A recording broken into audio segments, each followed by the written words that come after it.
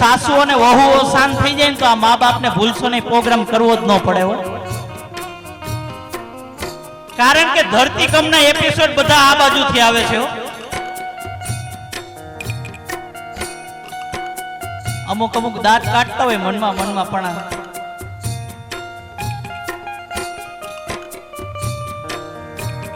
મારી વાત માતાઓ સાચી લાગે ને તો તાલીઓથી વધાવી લેજો કે આ દુનિયાની અંદર દરેક સાસુ જો માં બની જાય ને,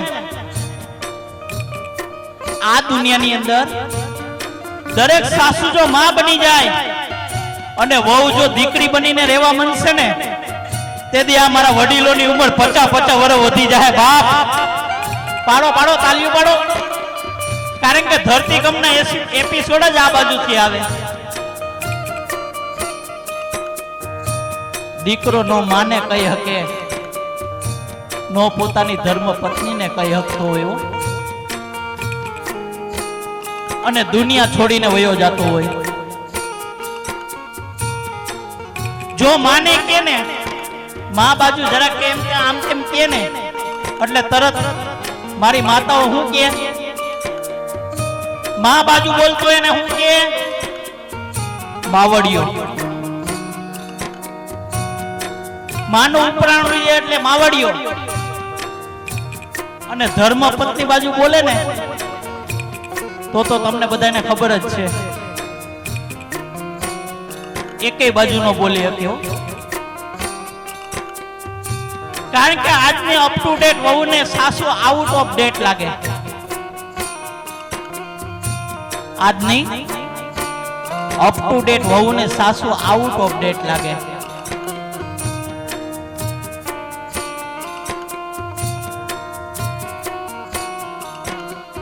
એક દીકરી માથે હુંડો લઈને ઉપર બાને બેહાડ્યા હતા. એટલે જોઈને એમ થયું કે નહીં, સાક્ષાત સતયુગ આવી ગયો. બાપ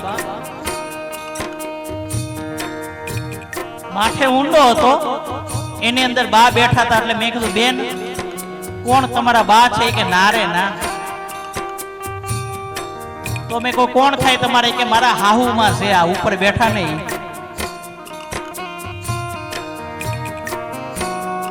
મેં કહ્યું તમારા સાસુમાને તમે જાત્રા કરાવવા લઈ જાવ છો? કે નહીં ભાઈ એવું કાંઈ છે નહીં. તો એ બેને મને કેવો જવાબ આપ્યો ખબર માતાઓ? એ કે આ મારા સાસુમાં છે ને હું કકડાટ કાઢવા જાઉં છું.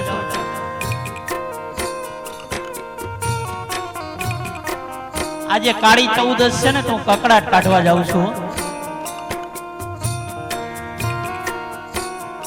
શું સાસુ કકડાટ છે?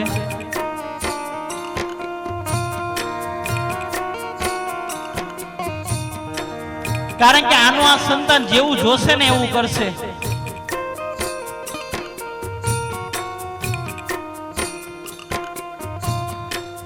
તમારા સંતાનને તમારે પગે લગાડવો હશે ને તો પહેલા તમારા મા બાપને પગે લાગવું પડશે.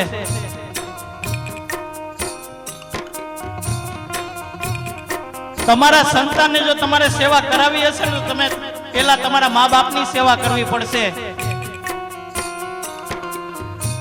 કારણ કે આનું આ સંતાન જેવું જોશે ને એવું કરશે.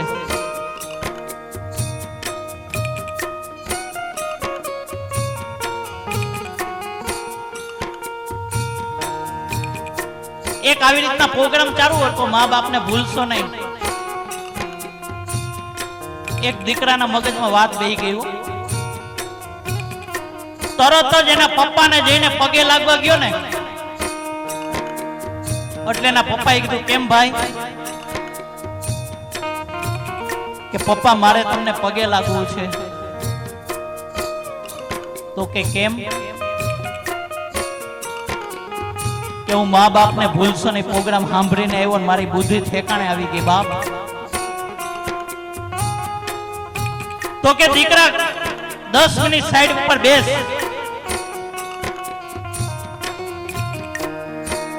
દીકરાને સાઈડમાં બેસાડીને એના પિતા ઓરડાની અંદર ગયા.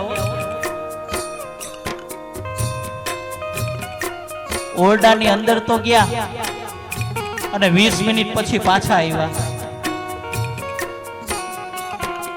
કે પપ્પા મારી 20 મિનિટ શું કામ બગાડી? પપ્પા મારી 20 મિનિટ શું કામ બગાડી? કે બેટા મેં તારી 20 મિનિટ નથી બગાડી દીકરા, મેં તારી 20 મિનિટ નથી બગાડી, પણ મારી 60 વર્ષની ઉંમર સુધારી લીધી હો મેં. તો કે કેમ? તું મને પગે લાગવા આવ્યો ને? તો કે હા, મારા મા બાપ મારા ઓરડાની અંદર હતા, ત્યાં હું પગે લાગી આવ્યો, હવે તું મને પગે લાગી શકે છે? જો તમારા સંતાનને તમે પગે લગાડવા છે ને તો પેલા લાયક બનવું પડશે બાપ, કારણ કે આનો આ સંતાન જેવું જોશે એવું કરશે, એ માનવું ભૂલશો નહીં. ત્યારે મારો પુનિત પારસ શું કહે છે?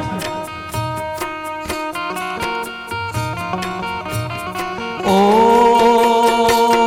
સંતાન છો સેવા કરો, સંતાનથી સેવા ચાહો. સંતાનથી સેવા ચાહો, સંતાનથી સેવા ચાહો. સંતાન છો સેવા કરો, સંતાન છો સેવા ચાહો. જેવું કરો એવું બરો, જેવું કરો એવું બરો, એ માનવું ભૂલશો નહીં. ભૂલો ભલે બીજું બધું, મા બાપને ભૂલશો નહીં. અગણિત છે ઉપકાર એના, એક દી વિસરશો નહીં. મા બાપને ભૂલશો નહીં, મા બાપને ભૂલશો નહીં.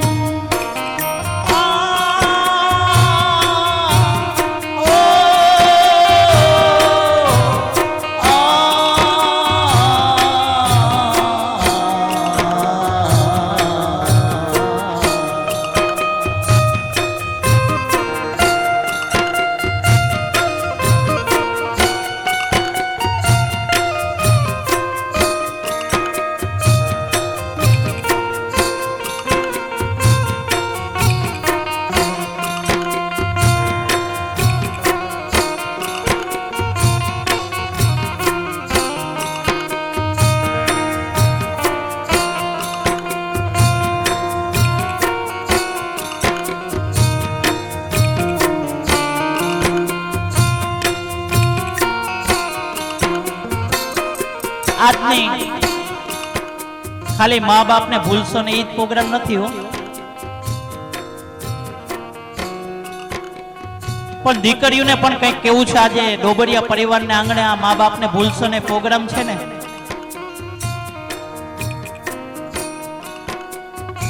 કે જો દુનિયાનો નકશો બદલવો હોય ને માતાઓ,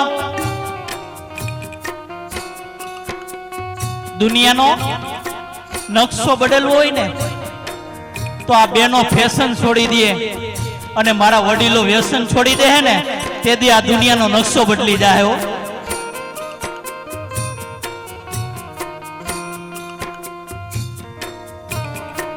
યુવાન દીકરીઓને બે હાથ જોડીને વિનંતી કરું છું કે જ્યાં આવે ત્યાં છે ને બાપની ઇજ્જત જાળવી હોય ને તમારા હાથની વાત છે હો.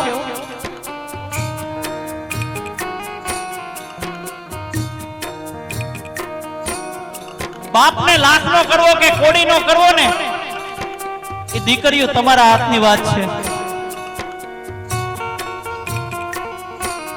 અરે તમે આમ ઊંચું ઉપાડીને ન જોવો તો આ દુનિયાની તાકાત નથી કે તમારી સામું જોઈ શકે હો.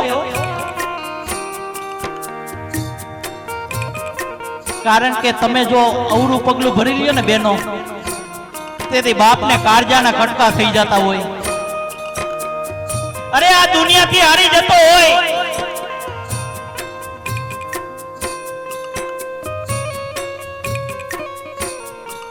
મા બાપ ઉપર વિશ્વાસ રાખજો. તમે નહીં ધાર્યું હોય ને એવું કરીને બતાવશે.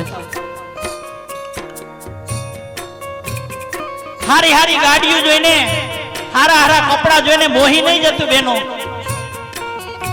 કારણ કે આ દુનિયાની અંદર બગસરાની આઈટમો બહુ છે.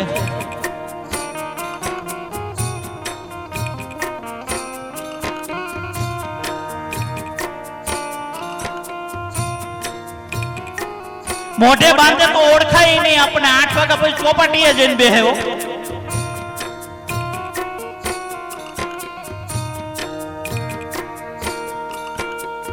એક બેને મોઢે બાંધ્યું હતું ને એટલે મેં પૂછ્યું કે બેન તે કેમ મોઢે બાંધ્યું? તો કે ભાઈ સ્ક્રીન કાળી ન થઈ જાય ને એટલા માટે બાંધવું પડે.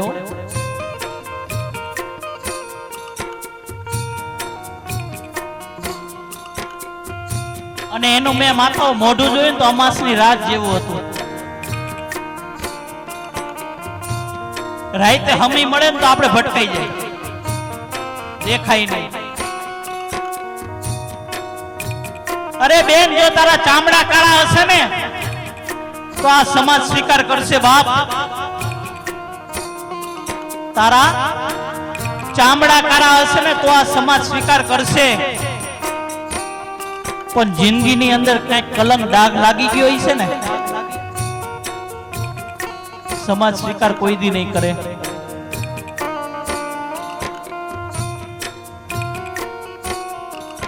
અને તમે ગમે ત્યાં સાસરે જાઓ ને ત્યારે સાસુની અંદર માના દર્શન કરજો અને સસરાની અંદર પિતાના દર્શન કરજો. બાપ,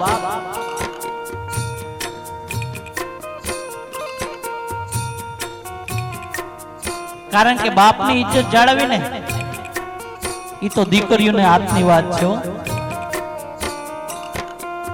કારણ કે આની આ માતા ધારે ને તો ભગવાન રામને જન્મ આપી શકે.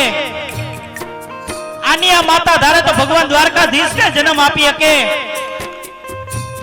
આની આ જનેતા ધારે ને સ્વયં મારો રામદેવજી મહારાજને જન્મ આપી શકે. બાપ,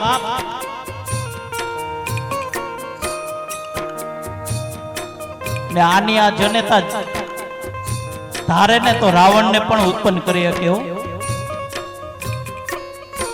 કારણ કે ભગવાન થી એક ડગલું માં આગળ છે.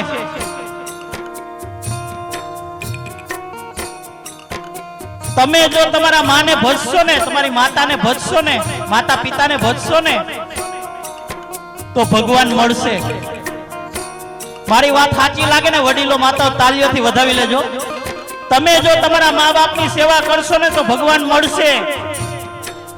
પણ તમે જો ભગવાનની સેવા કરશો ને તો આ મા બાપ નહીં મળે. કારણ કે મા બાપની અંદર એટલી તાકાત છે. મોઢામાંથી કોડિયા કાઢી કાઢીને એના દીકરાને આપ્યા હોય ને 25 વર્ષનો કર્યો હોય.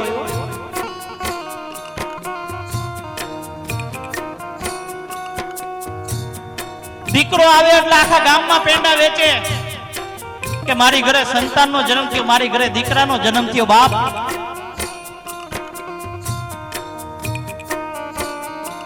આખા ઘરનું મોઢું મીઠું કરાવે. ઈનોય દીકરો મોટો થાય ને એટલે પછી મા બાપનું મોઢું કડવું કરે. ઈનોય દીકરો મોટો થાય પછી મા બાપનું મોઢું કડવું કરે.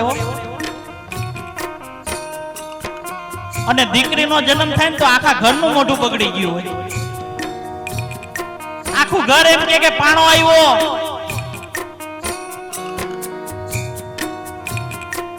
દીકરી પાણો છે? દીકરી તો તુલસીનો ક્યારો છે. બાપ, કોણ કહે છે દીકરી સાપનો ભારો છે? કોણ કહે છે દીકરી સાપનો ભારો છે? અરે અમે તો એમ કહીએ કે દીકરી છે ને ઈ તો તુલસીનો ક્યારો છે હો. અને જે ઘરની અંદર દીકરી રમતી છે ને ત્યાં મારા ઠાકોરજીને આવવાનું મન થાય બાપ. માટે માતા પિતાને કોઈ દી દુભવશે નહીં. ત્યારે મારો પુનિત મહારાજ શું કે છે?